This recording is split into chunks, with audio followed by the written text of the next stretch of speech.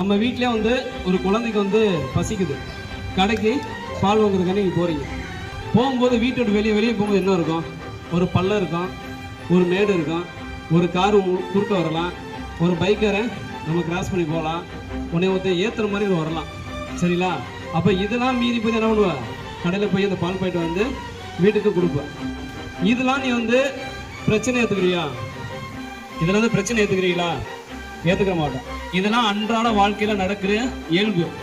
அந்த ரோட்டில் போனால் இதெல்லாம் நடக்கணும் தெரியும்ல. ரோட்டில் போனால் அந்த விஷயம் நடக்கும்.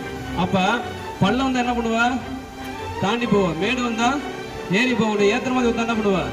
ஒதுங்கி போவேன். அப்போ ஒரு பிரச்சனையும் அந்த இதை சால்வ் பண்ணிடுறல. அதே மாதிரி ஸ்போர்ட்ஸ்னு வந்தால் தோல்வி வரத்தான் செய்யும். அப்போ வந்து நீ அதை சால்வ் பண்ணி தான் ஆகணும். அது இயல்புன்னு பார்த்தா உனக்கு பிரச்சனை தெரியாது. அதே மாதிரி அவன் இந்த பால் வாங்க போனவன் பல்ல இருக்குன்னு அந்த இடத்துல உட்காந்து என்ன ஆகும்? அவன் பால் வாங்கிட்டு இருக்காது, குழந்தை பசியை ஆற்றிருக்க முடியாது. அதே மாதிரி இன்னைக்கு வந்து ஆரம்ப லோக்கல் மேட்சே வந்து நீ தோல்வின்னு நினச்சி நீ உட்காந்துட்டு நினச்சிக்குவேன், அடுத்த ஸ்டேட்டோ நேஷனலோ உன்னால் போக முடியாது. இதை வந்து ஸ்போர்ட்ஸ் பண்ண சொல்ல, உன் வாழ்க்கையில் இதே நான் சொல்கிறேன். வாழ்க்கைனா பிரச்சனை இருக்கத்தான் செய்யும். அதெல்லாம் ஒரு இயல்பாக பார்த்துன்னு வச்சுக்குவேன், அந்த பிரச்சனைக்கு உண்டான ஒரு சொல்யூஷன் ஆட்டோமேட்டிக்காக கிடைச்சிடும். ஒரு ரோட்டில் போகும்போது நீ அந்த பிரச்சனையை பார்க்காம எப்படி வந்து நடக்கிற இயல்புன்னு நினச்சியோ, வாழ்க்கையிலும் சரி ஸ்போர்ட்ஸ்லையும் சரி இது இந்த இயல்புன்னு நினச்சி வச்சுக்குவேன், நீ அடுத்த லெவல் போகலாம்.